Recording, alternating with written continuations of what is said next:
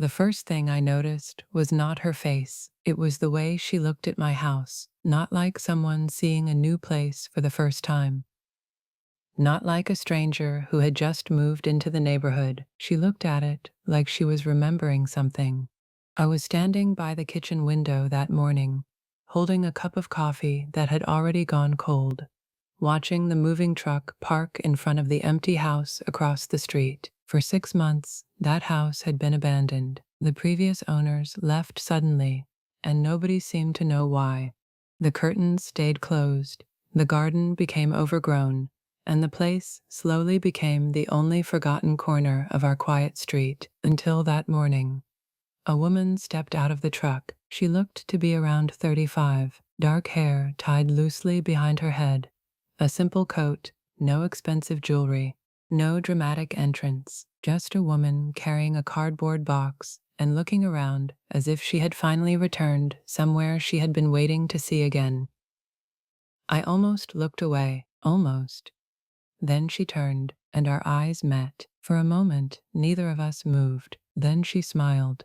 Not a polite neighbor smile, a familiar one, the kind people give when they already know something about you. A strange feeling crawled through me. I didn't know this woman, but somehow, she looked like she knew me. I opened the front door before I could stop myself. "Hi," I called. "I'm Anna. I live across the street."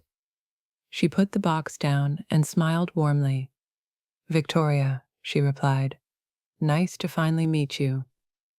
I froze.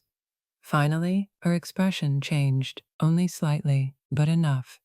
She realized she had said something she shouldn't have. "I mean, nice to meet you," she corrected quickly. I smiled back, pretending I didn't notice, but I did. I noticed everything. Maybe because I had spent the last few months feeling like something in my own life was changing. My name is Anna. I'm 34 years old. I had always believed I was lucky. I had a husband I loved, a beautiful daughter, a home we built together. A life that looked exactly like the kind of life people dreamed about. My husband, Andrew, was the type of man everyone trusted. Our neighbors loved him. My parents adored him. Even strangers seemed to like him within minutes of meeting him. He was an architect, but that wasn't what made people remember him. It was the way he treated them. If someone needed help moving furniture, Andrew was there. If an elderly neighbor needed groceries, Andrew would quietly leave bags at their door. If a friend was going through a difficult time, Andrew would be the first person to call. He had one weakness, though. He couldn't handle conflict. Not small disagreements, not serious arguments, nothing. Whenever something became uncomfortable, Andrew would disappear emotionally. He wouldn't fight. He wouldn't explain. He would simply close himself off. For years, I thought that was because he was patient, because he was mature, because he was kind. But recently, I started wondering if maybe it wasn't kindness, maybe it was avoidance. The first signs were small. A late night at work here, a forgotten dinner plan there, a phone turned face down on the table. Little things. The kind of things that sound ridiculous when you say them out loud. So I never said anything because I didn't want to become the suspicious wife who searched for problems, because I trusted him. Or maybe because I was afraid of what I would find if I stopped trusting him. We had been married for 8 years, together for 10. Our daughter Lily was 5 years old and had Andrew wrapped around her little finger. Every night before bed, he read her the same story. Every morning, he made her pancakes shaped like animals. Sometimes I watched them together and thought, this is everything I ever wanted. And maybe that's why I ignored the feeling that something was missing. Because when you finally have something worth losing, you become afraid to look too closely. That afternoon, while helping Victoria carry boxes into her new house, I noticed something strange. She knew where things were supposed to go. Not because she had been there before, but because she knew the house. "This room gets the best morning light," she said casually. I stopped.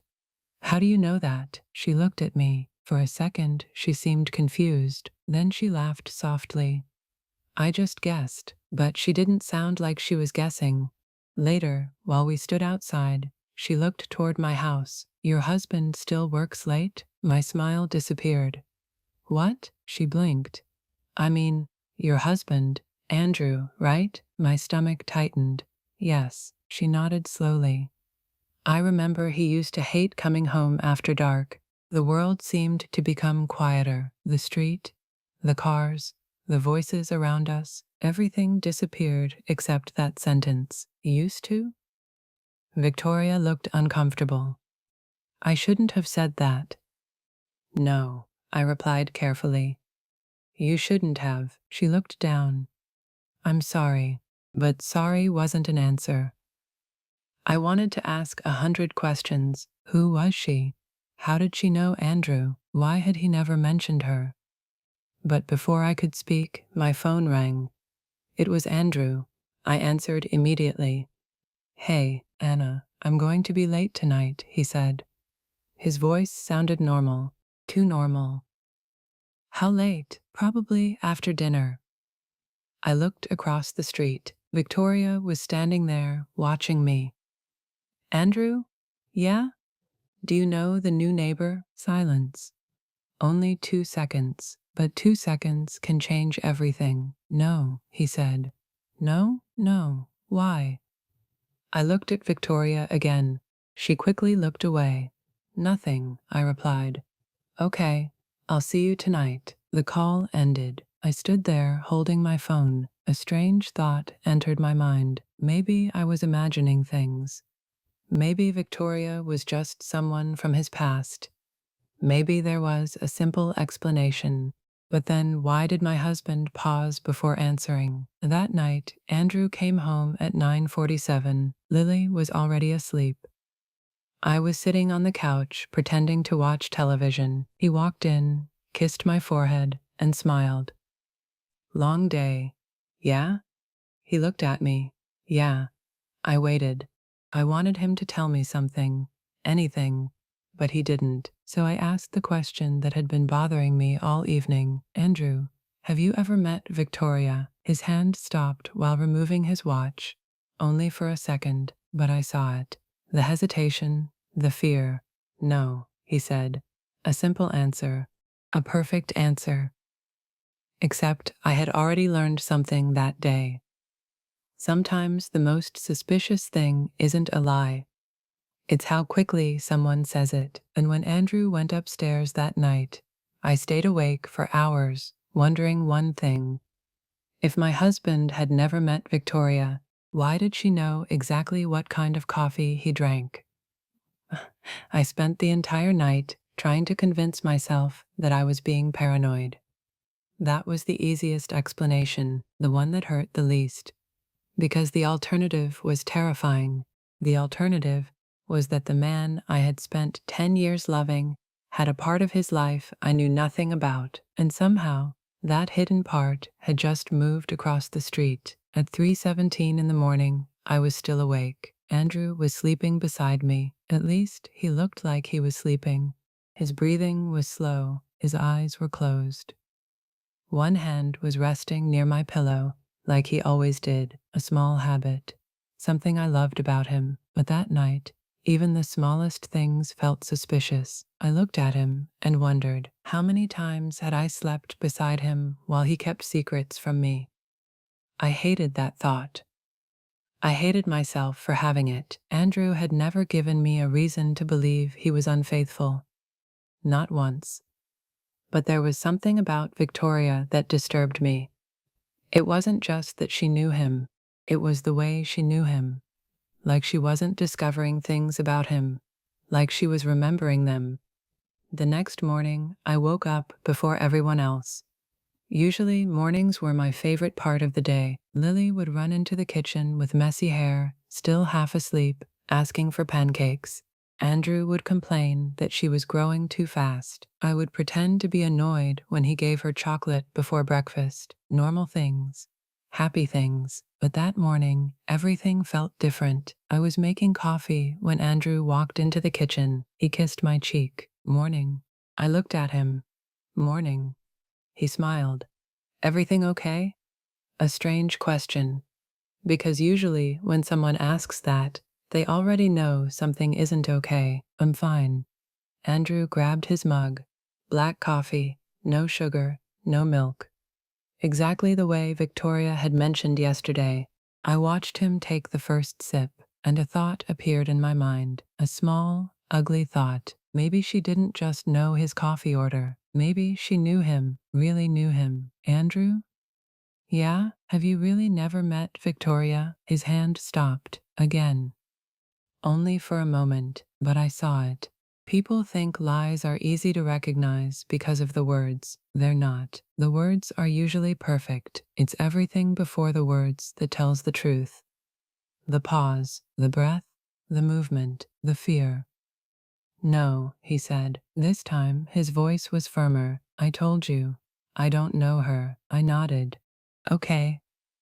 But inside, something changed, because now I wasn't trying to find out if he was lying. I was trying to understand why he needed to lie. That afternoon, I saw Victoria outside her house. She was planting flowers along the walkway. I almost ignored her. Almost. But then she looked up. You haven't been sleeping well. The words made me stop. What? She stood up slowly. You look tired. I forced a smile. Just a busy week, she nodded.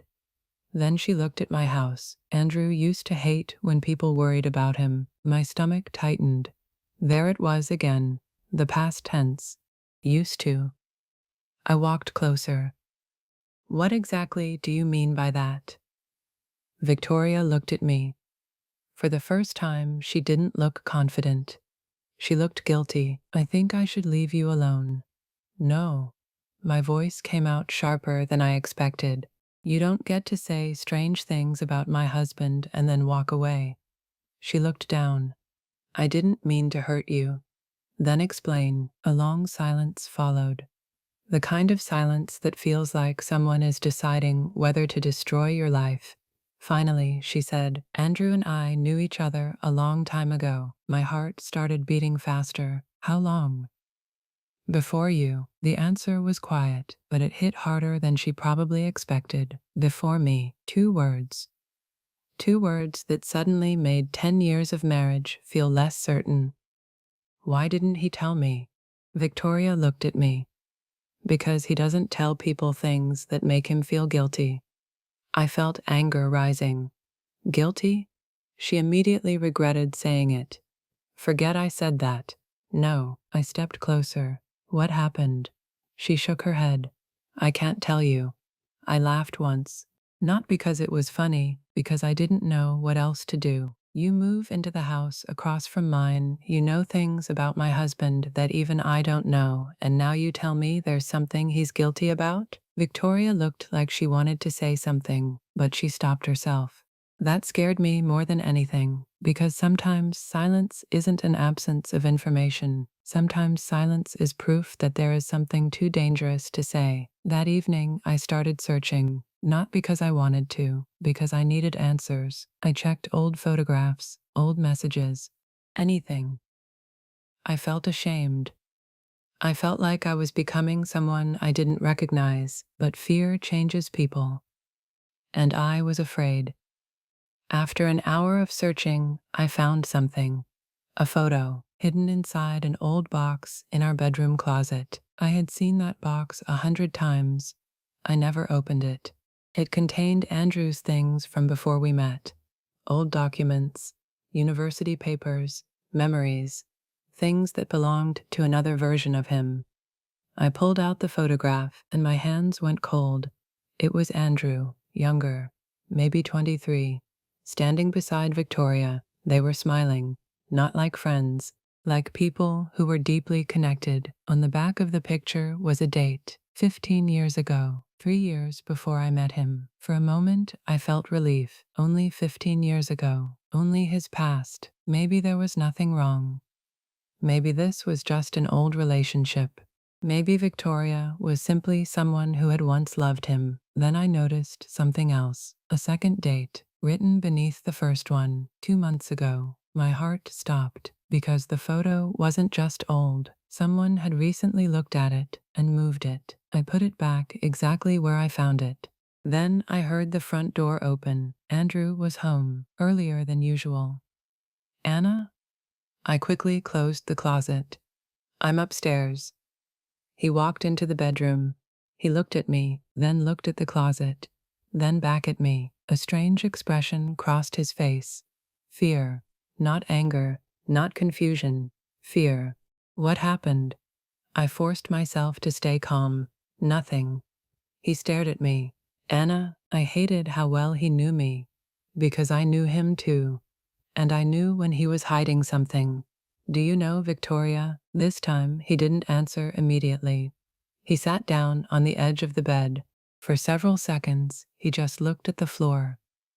Then he said, I knew her before I knew you. My heart sank. At least he finally admitted it. But then he continued, she's not the person you think she is. I looked at him. Then who is she? Andrew didn't answer. Instead, he looked toward the window, toward the house across the street, and quietly said, someone who knows the worst thing I've ever done. I couldn't breathe because suddenly, this was no longer about an old girlfriend. It was about something much darker, something Andrew had carried for years. And I realized the woman across the street hadn't come here to steal my husband. She had come here because of something that happened before I ever existed in his life. The only question was, what had Andrew done that he was so desperate for me never to discover? For the first time in 10 years of marriage, I looked at my husband and didn't recognize him. Not because he looked different, not because he had changed overnight, but because I finally understood something terrifying. There was a part of Andrew's life that existed before me. A part filled with memories, pain, and decisions I knew nothing about, and the woman across the street had a key to that part. Someone who knows the worst thing I've ever done. Those words stayed in my head all night. I didn't sleep. Andrew did, or at least he pretended to. I could feel the distance between us growing with every hour. The worst part wasn't the secret. The worst part was realizing he had been carrying it alone for years, and maybe that meant he never truly trusted me. The next morning, I made a decision. I wasn't going to ask him again. I wasn't going to beg him for the truth. If Andrew wanted to protect a secret more than he wanted to protect our marriage, I needed to know what that secret was, so I went to Victoria.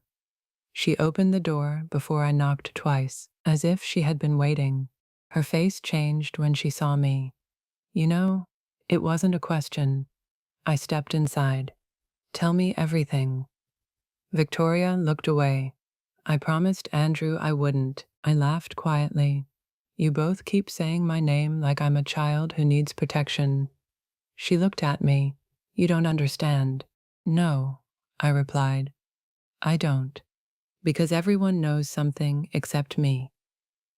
The silence between us became heavy. Finally, she sat down. I met Andrew 15 years ago. I stayed standing. He was 23. He was ambitious, stubborn, and convinced he could fix everything. She smiled sadly. That was his biggest problem. What happened? Victoria took a deep breath. We were engaged. The words still hurt, even though I knew their relationship was from before me. I didn't want to admit that, because jealousy was easier than fear. Then why didn't he tell me about you? Because our story didn't end normally. She looked at her hands. It ended with an accident. I felt my expression change. What kind of accident? Victoria swallowed. My brother Michael was driving. The room became silent. He had been drinking. She paused. Andrew was in the passenger seat. I was in the back. My chest tightened. What happened? The car crashed. She looked down. My brother died. For a moment, I forgot all my anger, all my suspicion. There was only sadness. I'm sorry. Victoria nodded. Andrew survived. The way she said it told me everything. Survived. Not lived. Survived. And that's why he feels guilty. I finally understood. But there was something I still didn't understand. Why did he hide you from me? Victoria looked at me. Because he didn't want you to know that he almost died with a secret. What secret? She hesitated. Then she said, the night before the accident, Andrew and Michael had a fight. I waited. Michael wanted Andrew to invest in a business. Andrew refused. They argued. Andrew said things he regretted. She closed her eyes. He told Michael he didn't want anything to do with him anymore. I felt my heart sink. And then the accident happened. Victoria nodded. Andrew spent years believing his last words to Michael were words of hate. That explained the guilt, but not everything. Then why did you come here? Victoria looked toward the window, toward my house. Because I found out Andrew was planning to disappear. My blood went cold. What? He was going to leave you. I felt like the air had been taken from the room. Why? Because he believed you deserved someone who wasn't broken. I closed my eyes. That sounded exactly like Andrew, the man who fixed everyone else's problems. The man who never believed anyone could fix him. When did he decide this? Months ago, I remembered. The late nights, the distance, the quiet moments when he seemed somewhere else.